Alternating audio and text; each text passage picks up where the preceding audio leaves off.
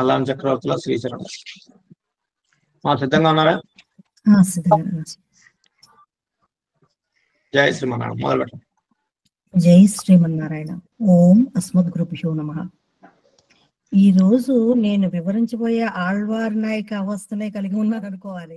ఎందుకంటే భగవత్ స్వరూపులైన మన ఆచార్యులకు దర్శన భాగ్యం కలగకపోవడం కించిత్ బాధాకరంగా ఉన్న భాగవత గోష్ఠిలోనే ఆచార్యులను దర్శించుకుంటూ నాకు ఈ అవకాశం దొరకటమే గొప్ప మహాభాగ్యంగా అనుకుంటూ మన ఆచార్యులు జ్ఞానప్రదాయిని అమృతవర్షిణి శ్రీమతి డాక్టర్ టీకే చూడామణి గారి చరణద్వయానికి సాష్టాంగదండ ప్రణామాలు సమర్పిస్తూ శ్రీమాన్ అపలాచార్య స్వామి వారికి, శ్రీమాన్ నరేంద్ర స్వామి వారికి, శ్రీమాన్ జనార్దనాచార్య స్వామి వారికి, ఇంకా నిత్య కృషివలురైన శ్రీమాన్ రామకృష్ణమాచార్యుల స్వామి దంపతులకి ప్రత్యేక కృతజ్ఞతాపూర్వక దాసోహాలు సమర్పించుకుంటూ సామవేద సారంగా నమ్మాళ్ళవాళ్ళు అనుగ్రహించిన ఈ తిరువాయుముజిలోని 2వ పత్తిలోని 4వ తిరువాయుముజిని నాకు అనుగ్రహించడం జరిగింది. నా జ్ఞానానికి అందిన విధంగా వివరించే ప్రయత్నం చేస్తాను. పూర్వపు తిరువాయుముజిలో సర్వవ్యాపకుడైన శ్రీపతి యొక్క దుఃఖమును పోగొట్టి ప్రకాశించడి శ్రీపాదాలను ఉజ్జీవింపు ఓ మనసా అని నమ్మాళ్ళవార్లు మనసు ప్రార్థించారు. మణియే వానవర కండనే అనే పాసురంలో తాను మానసికంగా అనుభవించిన సర్వేశ్వరుని యొక్క పరత్వ సౌలభ్య సౌందర్యాలను ప్రత్యక్షంగా అనుభవించదలిచారు. ఉనిల్ వాజీరే అనే దశకంలో సర్వేశ్వరుని అనుభవించిన ఆళ్వార్లు పరుకకతిత్తేనే భగవంతుని గుణ పానము చేసి తాను ఆనందించినవి భగవత్ బంధువులందరితో కూడి ఆనందం పొందాలని చూస్తే ఈ సంసార సాగరంలో ఉన్నవారు దొరకలేదట. సరే, నిత్యశూలతో కలిసి అక్కడ ఈ గుణాలు కీర్తిద్దాం అనుకుంటే దానికి అవకాశం దొరకలేదట. దాంతో నమ్మాళ్ళవార్లకు దుఃఖం అధికమై భగవద్ విశ్లేషించే విరహావస్థను పొంది ఒక పిరాటి అవస్థను పొందారు. తనను ఒక నాయికగా చిత్రీకరించుకుని ఆ తిరువాయుముజిలో నాయక అవస్థతో పాటు తాయిమార్ అవస్థను, తోజుమార్ అవస్థను కూడా నమ్మాళ్ళవార్లు నిర్మించిన విధానం కనిపిస్తూ ఉంటుంది. ఈ ఆడి ఆడి అకంకరైందు అనే దశకంలో నమ్మాళ్ళవార్లు తాయిమార్ అవస్థలో కనిపిస్తారు.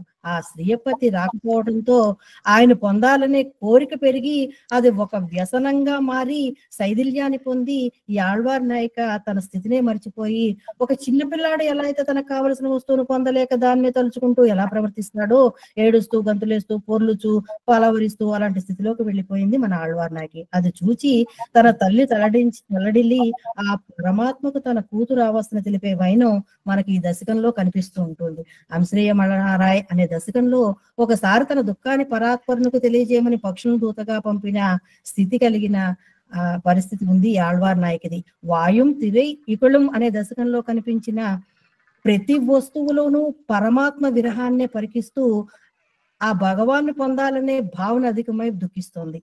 ఆడి ఆడి అకంకరైందు ఇసై పాడి పాడి కన్నీరు ములికి ఎంగుము నాడి నాడి నరసింగా వెన్రు వాడి వాడుం ఇవాణుతలే అనే మొదటి పాసురంలో ఇవ్వాణుతలే సుందరమైన నుదురు గల ఆళ్వార్ నాయకి ఆడి ఆడి నృత్యం చేసి చేసి అకంకరేందు మనసు కరిగి ఇసై పాడి పాడి చక్కటి స్వరంతో నీ గుణాలను పాడి పాడి కన్నీరు మలికి కన్నులలో నీరు నిండి ఎంగుం నాడి నాడి అంటూ తిరుగుతూ నిన్నే వెతికి వెతికి నరసింగా వెన్రు నరసింగా అని పిలిచి వాడు వాడిపోవచ్చున్నదయ్యా.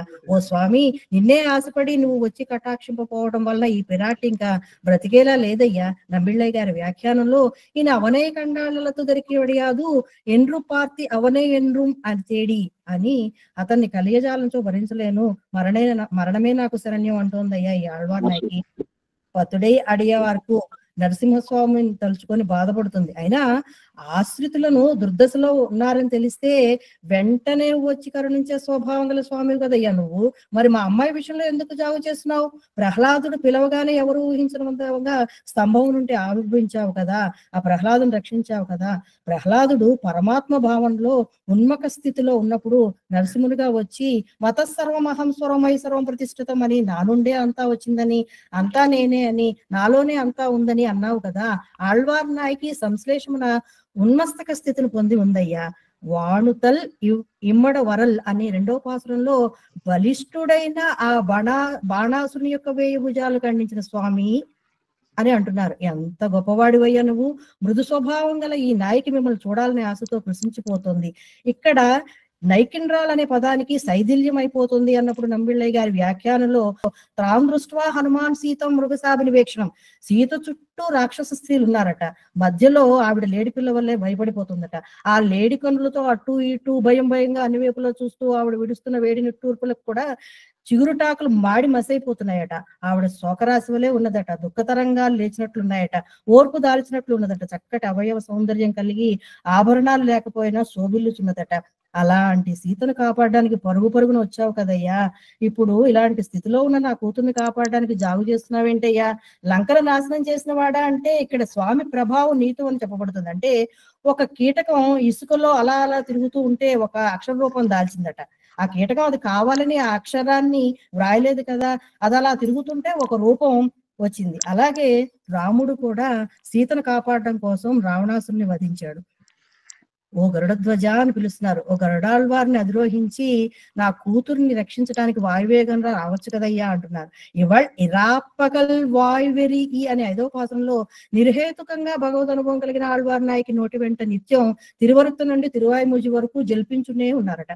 జల్పించడం అంటే ఇక్కడ పలికిన పలుకుల ఏకాగ్రతతో ఇలా పలకాలని పలికినవి కావట, భగవద్ అనుభవం వల్లనే పలికిన పలుకులట. పోనీ నా కూతుని రక్షించడానికి నీ మెడలో ఉన్న చల్లని తులసిమాలను ఇవ్వచ్చు కదయ్యా అంటున్నారు. తళ ఒకళే అనే పదానికి భట్టర్వారి నిర్వాహంలో దయాహృదయుడు అని. ఆ ఆళ్వార్ నాయక విషయంలో ఆ దయ ఎక్కడకు పోయిందయ్యా, నీ దయ లేకపోతే శ్రీజాతే అంతరించిపోతుంది కదయ్యా అంటున్నారు. ఆళ్వార్ నాయక అంతరించిందా నీకే నష్టం, నీ గుణగణాలను ఇంత గొప్పగా ఎవరు కీర్తిస్తారు అంటున్నారు తల్లి. తగవుడై ఎవనే ఎన్ను అనే 6వ పాసంలో ఓ స్వామి నువ్వు దయాగుణం కలిగిన వాడి, ఉపకారకుడివి, ఆత్మకు అమృతం వంటి వాడివి అంటున్నారు. సర్వేశ్వరుడు అయిన నువ్వు నిత్యమైన వస్తువులకు భోగభూతుడు కదా, ఇంత ఉపకారకుడు అయిన నువ్వు ఎందుకు నా కూతుర్ని బాధ పెడుతున్నావు? ఆవి ఉలరందు అనే 7వ పాసంలో ఈ ఆళ్వార్ నాయకి తన మనసులోని భావాలను తెలియనీయక నీ గుణచేష్టితాలకు వశపడిపోయి నీవు లభించినందుకు ప్రాణములు ఎండిపోనట్లు బాధపడుతుందయ్యా. నా స్వామి ఉపకారకుడా, శ్రీకృష్ణ క్షీరాబ్దిసేన అని నీ తిరునామాలనే కీర్తించుతున్నదయ్యా. నువ్వు చేరదీయకపోవడం కపటమే కదా. నంబిళ్ళయ్య గారి వ్యాఖ్యానంలో అంధకారేతి తీవ్రేచ నరసింహ మనుస్మరేత్ తరత్యకల దుఃఖానే తాపార్తో జలసాయిన గరుడధ్వజానుస్మరణాత్ విషవీర్యం ప్రసామ్యతి. అతి తీవ్రమైన అంధకారంలో ఉన్నప్పుడు నరసింహస్వామిని స్మరించుకోవాలట, తాపాత్రుడు జలసాయిని స్మరించుకోవాలట, గరుడధ్వజును స్మరిస్తే విష తీవ్రత తగ్గుతుందట. ఇక్కడ నా కూతురు తాపార్తితో బాధపడుతుందయ్యా, జలసాయినివైన నిన్ను స్మరిస్తోంది, వచ్చి నా కూతురు తాపత్రయాన్ని రూపుమాపచ్చు కదా. వంజనే ఎన్ను అనే 8వ పాసంలో కంసుని వంచనతో సంహరించిన వాడా అని తలుచుకుంటోంది. మనసు దహించుకుపోతుంటే వేడి నిట్టూర్పులు విడుస్తూ వంచకుడు నువ్వు అంటూ చేతులు జోడిస్తోంది. తంజం ఎన్రు రక్షకుడు నీవే అని నమ్మిందయ్య నా కూతురు. నీ గుణచేష్టితములతో ఆమెను వంచావు, ఆమెను ఇలా బాధపడుతూ ఉండవలసిందేనా? ఉపవాసంతో ప్రశ్నించుకుపోతుందయ్యా ఈ ఆళ్వార్ నాయకి.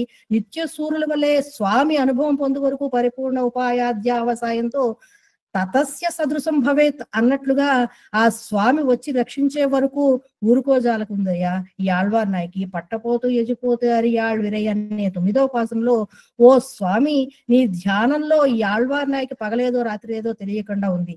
చక్రధారివైన నువ్వు ధరించిన పరిమళము, తేనె, చల్లదనము కలిగిన నీ తులసిమాను కావాలంటుందయ్యా. ఇలాంటి చపలం గల మా అమ్మాయి విషయంలో నీ అభిప్రాయం ఏంటి? నీ తులసిమాలు పొందడం తప్ప వేరే ప్రయోజనం ఏమీ లేదయ్యా తనకి.